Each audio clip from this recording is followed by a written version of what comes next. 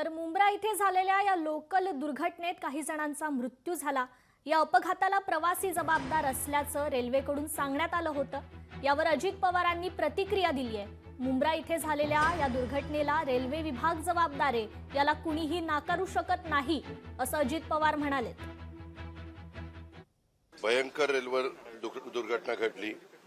दोन लोकल गाड्या एकमेकांच्या जवळनं जातात आणि तुम्हाला माहिती आहे की ठराविक वेळेस पीक आवर मध्ये लोकल गाड्या जवळनं जात असल्या तरी लोक मोठ्या प्रमाणावर लटकलेले असतात प्रवासी।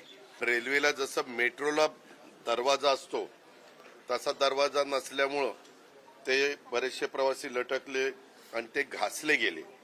त्यामुळे 8 प्रवासी रेल्वे ट्रॅकवरच तिथं पडले। तातडीनं काय नक्की उपाययोजना केल्यानंतर आपल्या मुंबईकरांचा किंवा लोकलमधनं प्रवास करणाऱ्या नागरिकांचा हा जीव सुरक्षित राहील अशा पद्धतीनं ती पावलं ही निश्चितपणे उचलावीच लागणार आहे।